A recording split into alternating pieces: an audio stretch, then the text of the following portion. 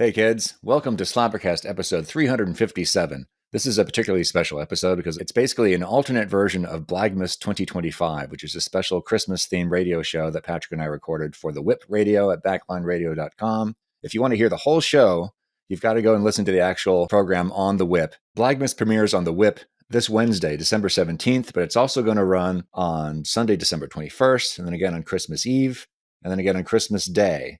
So go and check their website for all the times. Again, if you want to hear the whole show with all the music, you've got to go there to listen to it. This version of the show has a lot of extra jabber in it that we cut out of the radio portion. But I hope you enjoy it. And please leave your comments. Let us know what your favorite Christmas song is. And if you also have a song that for you personally ruins Christmas, we want to know about that song too. Merry Christmas, y'all, and Happy New Year. Season's greetings. Welcome to Blaggmas 2025. With your hosts, Chad the Impaler, myself, brought to you by The Whip and Backland Radio. We are Blaggards and delighted to be with you here, Blaggmas 2025. Happy Christmas to you all. How are you, Smalley? Great. I've had a lot of fun putting this list together. So let me ask you this. Is there anything that you do at around December time to get yourself in the Christmas mood? Well, I do list. There's a couple albums I always listen to, and I'm deliberately not including anything from those albums this time, and that helps. There's Nat King Cole's Christmas record, the Christmas song, the one that has the Christmas song on it, and also the Vince Guaraldi, the Charlie Brown Christmas record, which is the Vince Guaraldi Jazz Trio stuff. That stuff is excellent because it's very cool, very satisfying music. So that's what you do. You play music to get yourself in the mood. Yeah. I don't really do decorations or anything like that anymore. And my mom doesn't even want to mess with Christmas trees. She'll put up decorations, but we don't even do trees anymore. Understood. Now that I live out in the wilderness, I don't mess with Christmas lights, Christmas trees, nothing. It's it's heaven. It's beautiful. It's wonderful. And I'm unlike you. I have a few Christmas records that just have appeared in my CD collection. Nothing on vinyl that I can recall, but I do have box sets of Elvis Christmas records, and I know I've got one CD that's Elvis and the Jordanaires, which I've had on shuffle back in the day when we had the the 200 CD changer and blah, blah, blah. To me, it's not Christmas until Mrs. Claus and the female reindeers go into town to blow a few bucks. Oh, is that it? Anyway. So I don't have any traditions. Now, when my kids lived at home, I have, some of you may know, I have 17 children. Only know two of their names, but I've only got two kids. But since they moved out, that's when the Christmas traditions ceased to be. Yeah, so I really don't do anything. Of course, I think it's Halloween Eve or Halloween Day is when they start throwing up their decorations and the lights and they start playing that goofy music all over the, which we will get to here in a second. But it's again, I do not despise this time of year. A lot of people I talk to just can't bear the songs and the pomp and the decorations and I love the lights. I must say I do. I passed through a neighborhood in Houston the other night, and the neighbors are all going up against each other. There is some kind of Christmas warfare going on there because every house is beyond like a mall. It's beyond what corporate America is doing for their Christmas. They are serious. Yeah. So, and that was enjoyable, and it was really pretty, and they seem to be following to each their own. I'm not dogging it, but a lot of people will do the inflatable reindeers, which this will probably be for the adult version of this. But if you're going to put an inflatable reindeer out there, one of your neighbors is gonna abuse it. That's all I'm going to say. So at your own risk. But like some of the neighborhoods will have the inflatable, be it nativity scenes or these goofy big Santas or whatever it is, and these massive. The neighborhood I was just in was just all really, really ornate. The same kind of decor. They've obviously they've either got a militant HOA or they're just a bunch of neighbors that really get along because they all use the same style stuff. You know. Oh, So really? yeah, one person doesn't have the rickety lights from the 70s, which 30% of them work, and the other ones are promising to clock in sometime around December 27. I'll have to show you a picture of my neighbor across the street. Whoever does it every big holiday, they deck out their entire lawn. I mean, it literally looks like an amusement park. There's these moving, like there'll be like elves like climbing up a ladder and all these animated things moving. So that they go all out. It's hilarious to me. Yeah, now that you say that, I should have taken a photograph of the neighborhood, but the speed limit was 30 and I was doing 85. So let's just say I didn't get a chance. So anyway, shall we begin here on Blaggmas 2025, brought to you by The Whip and by Backland Radio, and of course the always wonderful, the always lovely Auntie Laurie. Thank you for having us again. So would you like to begin the? Yeah. I just found this today. I had no idea this existed before this afternoon. Steve Lukather put out a Christmas record. I don't know when this was. It was obviously before Eddie Van Halen died because he's on this record, and this was probably a while ago. But it's like a jazz fusion version of "Joy to the World," and that alone would not have hooked me. I was like, okay, because it's like typical jazz fusion stuff where they deliberately they change the chord changes. You know, they change some of the chords just to be weird and jazzy, that type of thing. But it is Steve Lukather, so obviously it's going to sound good. But the thing that makes this great is that they go through the main melody bit, but the main meat of the song is essentially just a guitar duel between Steve Lukather and Eddie Van Halen. It is freaking amazing. It's so exhilarating listening to this because you can tell Eddie's just like, screw it, I'm just going to do whatever I want here, and Steve is kind of stepping up his game, trying to keep up with him, but you can distinctly tell the two of them apart, obviously, and it's just really cool. It's really cool listening to it. So I think this is a pretty good way to kick this off. Yes. Steve Lukather, obviously from Toto, but he's just a massive Eddie Van Halen fan and a massive music fan and an incredible player who we all know played on Running with the Night he played the guitar solo on Running with the Night, which is one of my personal favorite Lionel Richie songs because of that. And he's also he's just worked with everybody, and a tremendous session player. Just really, really, just one of these once in a lifetime players. People like Dweezil Zappa, Eddie Van Halen, all these people point to him and say that's the session guy. So many, just endless catalog. To me he's the rock Glenn Campbell. Glenn Campbell was the epitome of the session guitar player, the guy that you want playing on your record forever and always, and Steve Lukather, of course, is the rock. Anything he does, it's worth a listen. Excuse me. Anything on guitar, he's like myself. He's a little long-winded, so his interviews go. But no, guitar playing, yeah. So I'm a fan. I wholly approve that. Yeah, and he has, like you say, he gives really great interviews because he's just so. He's just the kind of personality that seems like he's had like 8 espressos before he started talking. Whether he's sort of just naturally caffeinated personality. Kind of reminds me a little bit, not quite as egotistical and trippy as David Lee Roth, but he's kind of that degree of energy. You know what I mean? Yeah. And I'm glad you said it. I'm glad you said that, Chad Richard Smalley of Blaggards. I must say, if anybody on this planet should have done a Christmas record, an all original 20-song Christmas record, it's David Lee Roth. Did he never do any? End of story. It should be. I mean, Dave, you're still here. Dave, you're still full of it. Dave, you're still the best frontman that ever walked the face of the earth.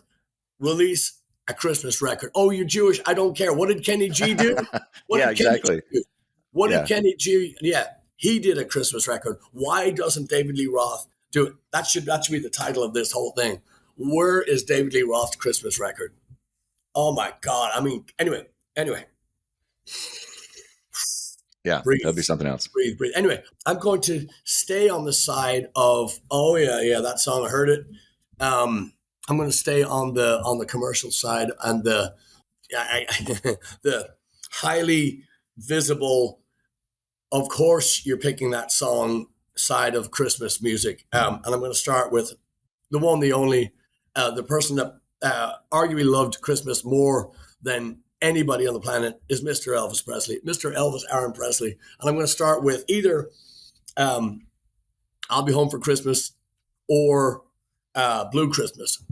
I don't care. Either of those songs are just, and of course you must love Elvis, but Elvis is where it all began for me. That's where I'm starting the list. And his love of the Christmas season and his wholeheartedness, passion, blah blah blah. All his love of the season comes through in every Christmas song he did. I don't care if it was a throw together track or if it was it all feels like he is deep in the thick of it and couldn't be happier. So that's my number one. Yeah, he's probably recorded more.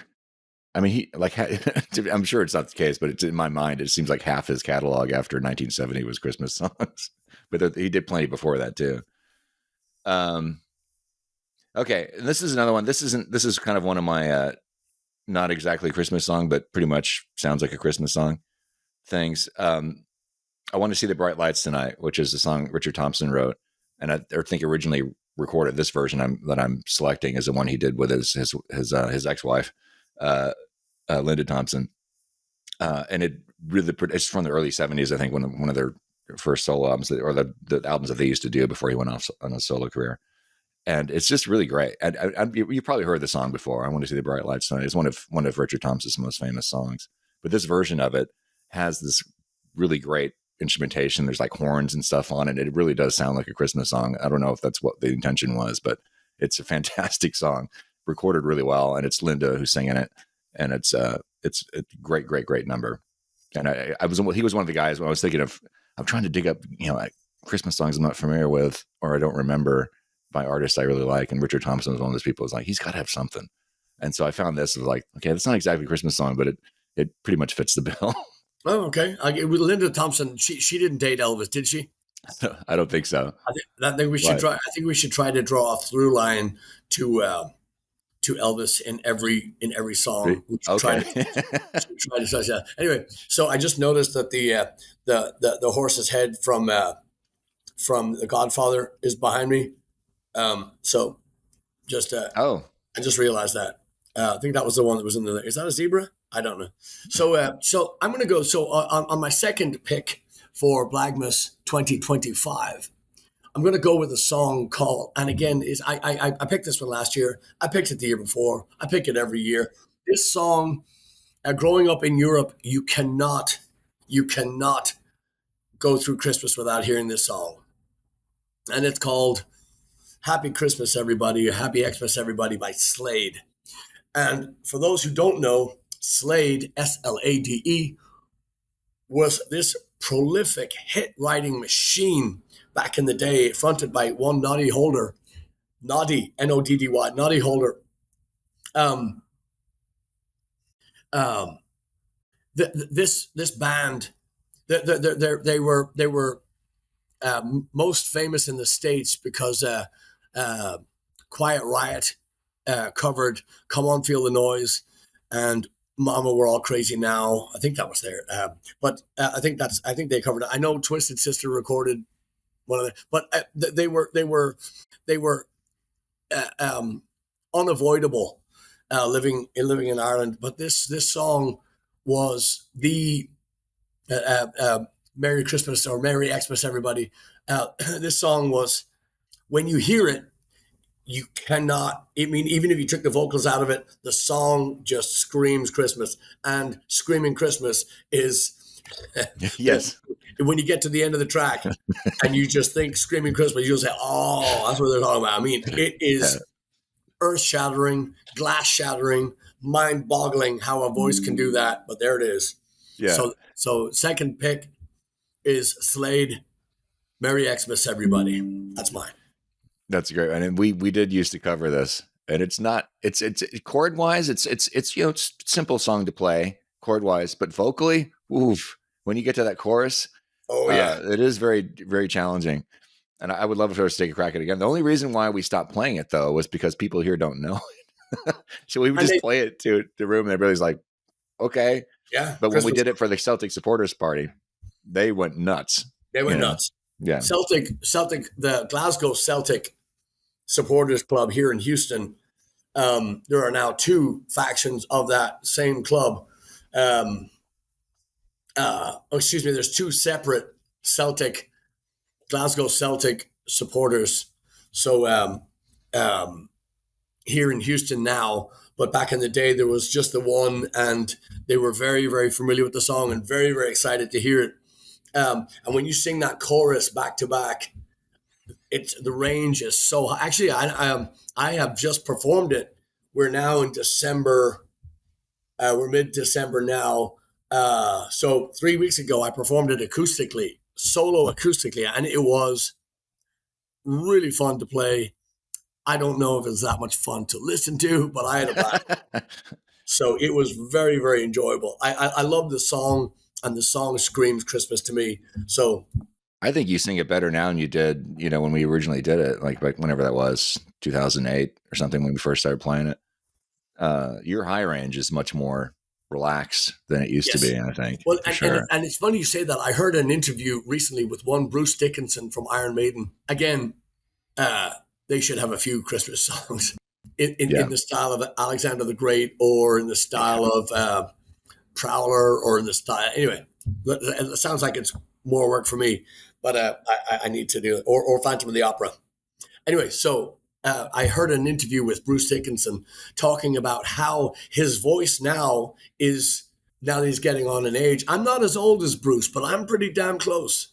But I will never, if I sing every day for 1,000 years, I'll never get to that. So that he is one of those vocal gods that just, again, like Noddy Holder. Noddy Holder sings at this incredible high range with such ease. But Bruce said that his voice now, although the range is still there, now there's body with it. Now there's a thickness, a richness to the base of his voice, which he didn't have in his 20s. And I would agree with that. My singing voice has been very, I guess, malleable now. It's back in the day, it was kind of one, and you just kind of shout, and we would do these 4-hour gigs, and a 4-hour gig is not just playing for 4 hours. It's also the drive there, the setup, the sound check, the 4-hour show, the pleasantries after the show, the tear down, the drive home, all that stuff. It's just your 4-hour show now becomes a 10-hour, 12-hour day for this, So, and again, this obviously we can cut this out if it's too much for this episode. But singing, later in life, unless you're David Lee Roth, who just the undisputed frontman of all time. There's no argument. I'm not asking you. This is not an opinion. I'm telling you. It is, he has smoked, I'm going to say minimum 1 packet of cigarettes a day. I mean, it's got to be minimum. And he has enjoyed every moment of his life. And he'd happily tell you about it. And he will happily walk you through that process. But he can't sing. And people would say that he didn't have a great voice. And it was exactly what it was supposed to be back in the early Van Halen days. Now, later in life, he hasn't got much of it. Like when you smoke your lungs out like that, you're just going to be toast. It's going to be over. Yeah. But he's still an incredible frontman. And read his lyrics, ladies and gentlemen, boys and girls, friends, pets. Read his lyrics. Yeah. Just listen to the man's trail of thought. Yeah, you'll think that he's a little bit caffeinated. Or he's just high on life. Whatever it is, he's going in the direction that he's facing, and you can't stop him. He is a force of nature. just to go a little bit further down this rabbit hole, because we were dogging Sammy Hagar last week in favor David Lee Roth. I'd been reading about this. I hadn't read a whole lot about Van Halen's early history, but it's true that when Ted Templeman discovered them and got them signed, he was initially not really sure about David Lee Roth's singing voice. It's like, I don't know about this guy. I don't know if he's the right guy. And he was also producing Montrose at the time, who Sammy Hagar was singing lead for. He's like, maybe I should bring in Sammy. And then he got to know David a little bit better and realized what a huge intellect he was and what an completely unique character. And he's like, okay, no, he has to stay.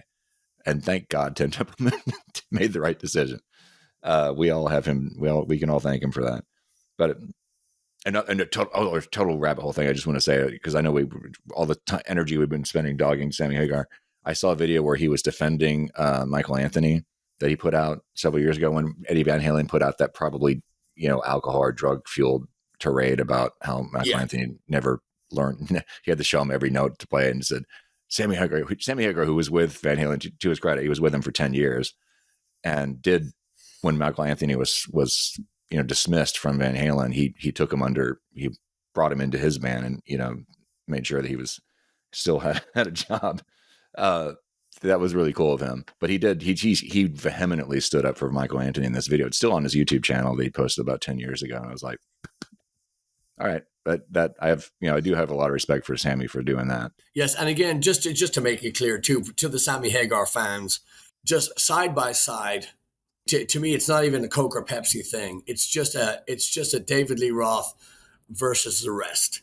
It's his. I'm talking about his performance style, his banter, his lyrics, his humor, his just exactly where Van Halen were supposed to go is the direction he took him. End of story. And Sammy Hagar, if you love him, if you don't like him, whatever it is, it's irrelevant. The man is incredibly talented. There's no question about it. Good singer, good guitar player. And I have seen him in concert. I have been to one of his shows. It was a long, long time ago, but a good performer, not even on the same level. I said Coke or Pepsi. It's Coke or Spam. It's not even in the same park. So anyway, let's get back to Christmas before somebody gets a bag of coal. Is it my turn? I can't remember. Okay. This is probably my favorite song I dug up for this list, and I've heard it before, but I'm always guilty of not giving the Kinks enough of my time. I need to listen to them way more. There's not a single Kinks song I've ever heard that I didn't love. It's like every time I'm like, my God, this is great. Why don't I listen to them more? I just don't get it.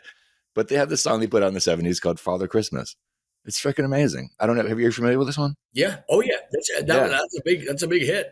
It's great. And it's a funny, cynical song about Christmas, but it's about a guy who works as a Santa Claus, stand-in at a department store who gets mugged by some kids when he leaves. And it's just really great. It's just one of these just incredibly, just effortlessly catchy songs that Ray Davis wrote. It's just I think it's going to be one of my favorite Christmas songs of all time. Now that I've rediscovered it. Well, and again, you must also keep in mind too, from the land that brought you Monty Python, where that dry humor, that perfectly placed, that perfectly narrated story or whatever it is. I mean, this is the land of Monty Python. You gotta keep your mind open. You gotta be ready for this stuff. The Kinks are brilliant. One of my favorite. I have many favorite Kinks songs, but pick one. Not a chance. Not a chance. Obviously Lola and stuff like that's gonna go. But just brilliant storytelling, beautifully executed hits, and the fact that they hated, like the Beatles, they hated their name, but the record company had kind of, sandwiched them into that area, and you got to love that band. What a brilliant band. And of course the rivalry between, Dave and Ray, it's just beautiful. Right. The animosity is what, again, like the David Lee Roth, Eddie Van Halen rift, that was just forever evident in the music. There was so much friction in there. You're going to get brilliant art. So that's a great pick, and you cannot go wrong with the Kinks. Can never go wrong with the Kinks. God, I was almost going to pick something that wasn't. It was like, because I was thinking a picture book, which is, again, it's not a Christmas song, but could pass as a Christmas song because, you know. Yeah. And but then I found this, like, no, it's got to be this. It's got to be this. Yeah. Well, I'm gonna go a little. I wouldn't even call it self-indulgent here. I'm going to bring back who we spoke about earlier, the lovely Lori, our wonderful friend Auntie Lori, who now we've known for, I'm embarrassed to say, longer than 15 years. Embarrassed because I should know exactly how long it was, because she and Lonesome Larry and all our friends that we met up there. I mean, just. I mean, when you say salt of the earth, when you say it's just people that just move from acquaintance into that family style friendship, just people that you just get immediate chemistry and so much in common, blah blah blah blah. So she had given out to us,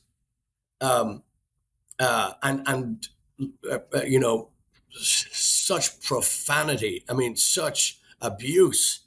So I'm just kidding. But she had said that the first time we turned it in, we didn't put any of our own stuff in there, and she gave out to us. So what I'm going to do this year is I'm going to song that we by us, by Blaggards, is called "Every Day Is Christmas," and just very very briefly. I wanted to do this Christmas song for a while. There's a song called "Heading for the Light" by Traveling Wilburys, and I always thought that sounded like a Christmas song. Yep. Always thought that sounded like just simple chord progression and that beautiful. So, kind of inspired by that. Let's put an asterisk by the word "inspired" because it's doing some heavy lifting here. Mm-hmm. Inspired by that style, that feel of that song, the energy of that song, and I had that thing kind of burning around in my head, just kind of bouncing back and forth, and I was on the phone to my dad a while back, and I remember telling him this story of this friend who's, let's just say, partner. I don't want to use the words that are coming to my head right now, but just say a little bit harder to take than most humans, and murder is still illegal. So it was difficult to tell this story without having the FBI, knock on your door the next day. So I was just explaining the situation between my friend and his partner. Hit me like a ton of bricks. Hit me like Christmas at Walmart. Poof, everywhere, all over. Just unstoppable. The song just appeared, and so the lyrics just kind of just fell out. And then, being a little bit overindulgent in that moment, I decided to just put in a bunch of. So we're putting that song in because we were reprimanded in the past by Auntie Lori, and so now we're putting it in, and it's like I say, it's called "Every Day Is Christmas." Not even based on a true story, but inspired by a true hellion. Nice. Yeah. So there it is. Yeah, and we've talked about this before, but the chords that you have in the chorus and the melody in the chorus is something that you had been toying with like ages ago. I mean, it was something you brought to me. You was like, "It'd be cool to do something with this." And it was a slower tempo originally, but that descending thing that you had, like, but it never landed anywhere until it eventually wound up as the chorus of this song. It was like, that's obviously what it was always meant to be. But yeah, I love it. There's definitely, Heading for the Light in there, but there's also, as the aforementioned, and Merry Christmas Everybody by Slade is definitely in there as well. There's shades of Sabbath, there's shades of Thin Lizzy, and it's just almost every big influence I think that has touched your songwriting is in this song. I just love it, and I think more people should listen to it. Well, I'll just be interested to hear. I think it would be interesting to listen to the studio version versus the live version. This is Yeah. 2025 versus when we recorded this back during COVID. No, it was after COVID. Right. Yeah. It was right after. It was during the sessions for Blagmatic we recorded. It was toward later months of those recording sessions. Yeah.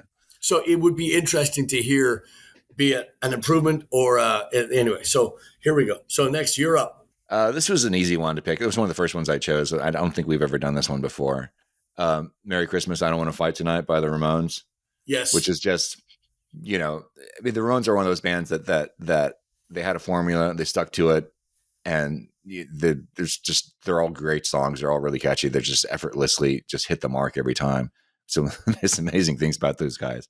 But this song actually has, when it gets to the chorus, I think there's some unusual chord changes that usually, I don't know which of them wrote this song. It was Joey Ramone or Johnny or Dee Dee. I don't know who wrote it, but probably Johnny. I'm not sure. But it has a slightly different, a little bit more complex, like Beatlesque chord changes in it, which are pretty cool. But it's great. And there's a music video that comes along with it that from the late 80s that has some really not funny acting skit of two lovers fighting over bullshit. But skip over that part. Just listen to the song if you find it on YouTube. Yeah. Well, I agree. And you talk about, I'll give you one more band. I mean, I know there's many, but another band that just stuck to their guns, that did the same thing their whole career. They didn't waver, and it never left them, is AC/DC. I think Ramones and AC/DC are two of the bands that didn't go from...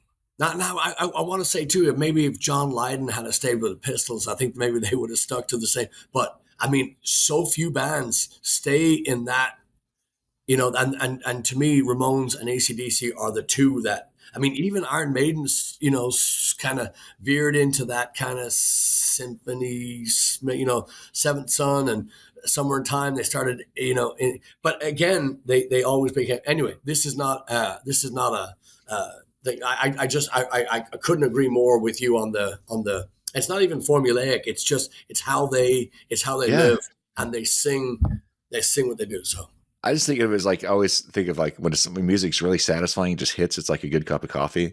It's like when you know how to brew a good cup of coffee, you just keep brewing it the same way, and it's always great. It's never boring because it's coffee. That's kind of how I think of it.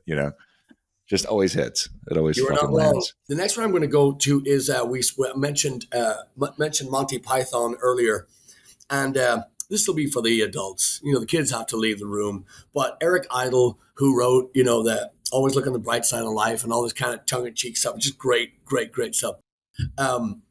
F Christmas.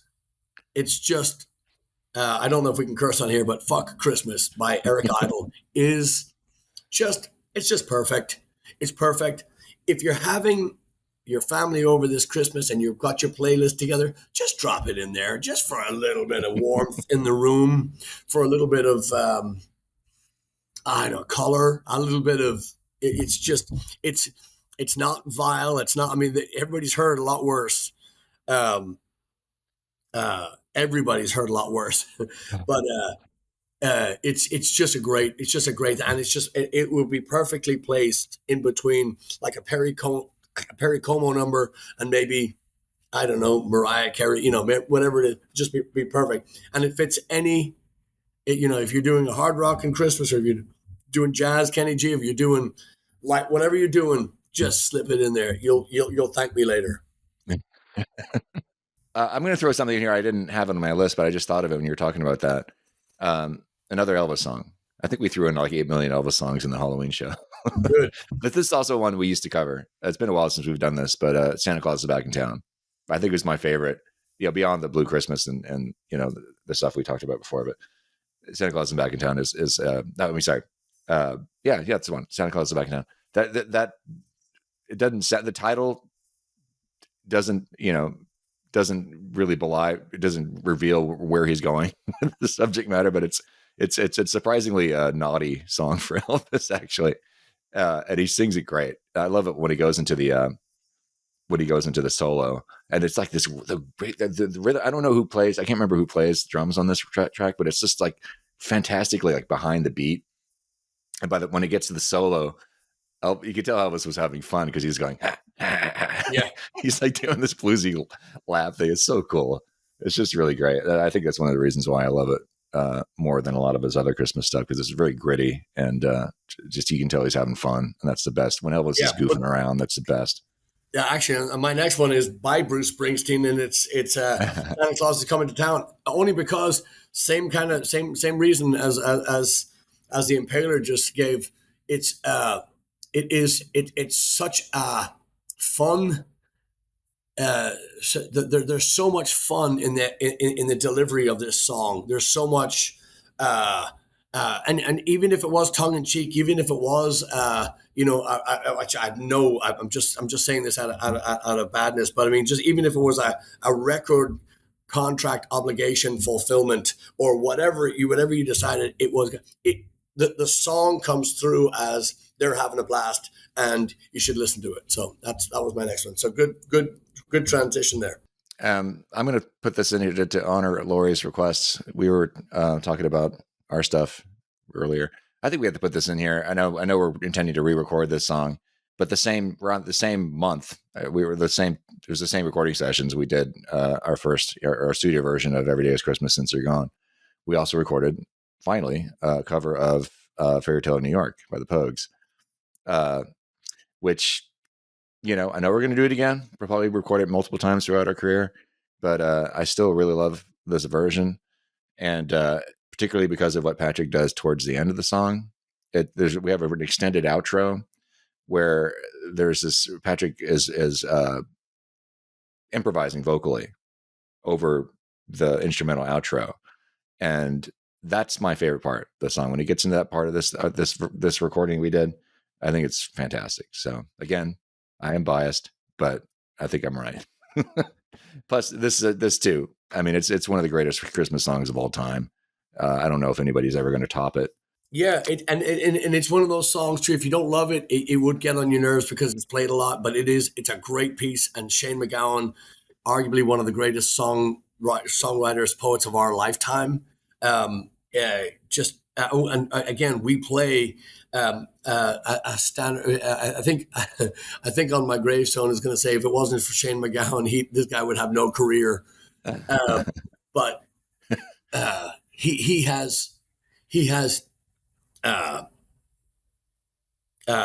delivered on that one, and of course his choice in getting Kirsty MacColl in singing the other part of that song is just so magnificent, and I don't know anybody that can sing it and sound as good. Like in that moment in time, perfection. Yeah. And again, and I appreciate what you said about the outro to that song. We did not get close to my vision for the ending of that song. That was I mean, I love the song, but I had there's a beautiful video where Teresa MacGowan, Shane's mother, sings with him on stage. And I want to say it was London. I could be way off on that, but they sing that song together. And then at the end, like he and Kirsty did in the video, they kind of slow down, awkward slow down. But it was this beautiful moment, mother and son, where she, when they finish the song and they kind of do this little dance at the end. And I loved that moment, but I also, the end of the outro to that song should be 10 times bigger, or it should be orchestral. It should be, I mean, it should just be this it should balloon at the end. It should, Right. it should, taper up and have this massive. And that was my vision of it. We didn't get close on this again, and it was one of those things. We're in the studio, we're trying to just get all these things done. So you kind of you cut the corners and you cut the time and you get it out. But we need to take another stab at that. And I happen to know a beautiful young lady that sings this song as good as anybody. here in Houston. So we'll see if we can do that one again. So we will. And then this version, it's Leslie DeHaven, who often bartends. She's pretty much always bartending when we play at Continental Club. She's always there. Short straw. She did a great job on this recording. So yeah. Now this is a controversial section we may want to cut or not cut. But let me ask you, off the top of your head, Mr. Chadwick Smalley in Houston, Texas, of Blaggards, would you be able to, at the drop of a hat, which is now under the gun, this very moment, would you be able to give me a couple of songs off the top of your head that ruin Christmas? Once you hear it, that's ruin it. Christmas? Yeah. Because I have them. There's some song that Mariah Carey sings that I always hear it at HEB. She's on the list. All I Want for Christmas Is You, I think, is the name of that song. Every time I hear that, yeah.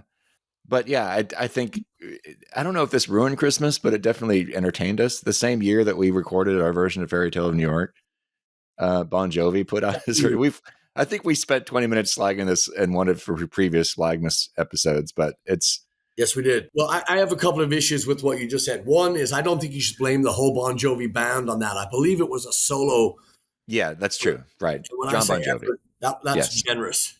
Thank you. I meant John Bon Jovi, not Bon Jovi the band. There you go. So I will go on that. But the other thing that we mentioned on that thing, again, I'm embarrassed that I didn't have that on here. Okay, let's just take the Mona Lisa. And you're alone in the museum and you have a Sharpie and you decide that she needs a mustache and, for some reason, a ukulele or and you decide to add this with your aforementioned Sharpie. That's what he decided to do with the lyrics of Fairytale of New York by the Pogues, written by Shane MacGowan, and decided to rewrite the lyrics and turn them into a Bon Jovi early 80s. It's just this one section. Take this one great piece of poetry out and drop in these really piss poor first take, let's just say juvenile's attempt at writing a song and dropping these lyrics in place of this masterpiece. Yeah. So again, mine is too long-winded. You nailed it on the other thing, but yeah. It's like putting on a Shakespeare production and saying, "Oh, I'm just going to rewrite the let's just rewrite the entire last act." Yeah. Why are you doing Shakespeare? Yeah. Anyway, I'm going to translate from Pig Latin to Japanese back to and then deliver in an Australian accent. Anyway, so onward we go. The songs that I have down that ruin Christmas is one, Jingle Bell Rock, can't stand it. Should never have been recorded. And then I also had whatever Mariah Carey and Paul McCartney sing. Whatever Christmas songs they do, that's it. I can't say that. I love Paul McCartney, but I don't think he's put out a decent Christmas song, unfortunately. I don't even know if he tried. I don't know. Have you heard Wings? I don't know. No, I mean, he did try. I'm saying but it didn't sound like he's trying on the song. You said, yeah. But no, and again, you cannot, nor should you ever doubt the man's talent and his ability to. I wouldn't go to see him in concert, but I mean, I know that the people that go to see him in concert are just floored by him, and he's still got a great voice, and he's still just an incredible player, incredible musician, brilliant songwriter. Not my style. George Harrison, any day. Yeah. John Lennon all the time. Ringo, take a walk. Love him, but don't want to hear him. Get back to the drums. Anyway, so this, my friends, I believe is Blaggmas 2025 here on Backland Radio, The Whip. We are Blaggards. And did you know that we have a weekly podcast where we do this kind of stuff all the time? We're up to episode 357 or something like that. By the time you hear this, you can join anytime. It's on blaggards.com or wherever you get your podcast. We'd love to have you. It's also, we're going to be up in your area. We're going to be up very, very close to you very, very soon. So keep an eye on our website, blaggards.com. Not the Blaggards, just Blaggards. Blaggards.com. We're looking forward to seeing you. And also we have our Christmas mugs on blaggards.com too. You can get a Christmas mug. You can get all that stuff on there. But we are, like I said, we're thrilled to do this again. And we're so grateful to the lovely Auntie Laurie for asking us to come in and do this again. This has always been a joy. We always look forward to it. There's something else I was going to tell you. What else were we going to say? Well, we're going back to Ireland Yes, this year, most likely in October or November. October or November, correct. Yeah, we have not nailed down the dates yet, but it's definitely going to happen. But yeah, we hope to see you on the bus next fall in Ireland. So stay in touch with us, blaggards.com. But also let me say that we are brought to you today by Beer Bros Concrete Cutting and Coring right here in Leroy, the proud sponsor of this episode. So we are so grateful to our sponsors and to you, the listener, who we can't do anything without. And you should continue to support the Whip and Backland Radio because they are tirelessly keeping rock and roll alive. And if you've been out lately, you know exactly what we're talking about. Rock and roll needs your help. Where are we going to play when we get back up there? Our favorite. Rose Bowl? The Rose Bowl. Rose Bowl Tavern. You know, the second last time we played there, we had Steve McQueen running sound for us. That's right. I forgot about that. Yeah, just a delight. So anyway, Backland Radio, The Whip, and Beer Bros Concrete Cutting and Coring from Leroy. Thank you for having us. We are Blaggards. We hope to see you again very, very soon. Have a great Christmas. Have a wonderful new year. Look for us in 2026. We will be in your neighborhood. And if you don't want to come see us, you can just roll your windows down. You'll probably hear us. Yeah, once again, if you want to hear more of this jabber, SlapperCast, our weekly podcast, comes out every Tuesday. You can find it wherever you find your podcast, but also on YouTube. We hope to see you in the comments. Yeah, give us a listen. Let us know. Thank you. Thanks very much for watching, y'all. Thanks very much for listening, and we'll see you right here next week on SlapperCast. Merry Christmas and Happy New Year.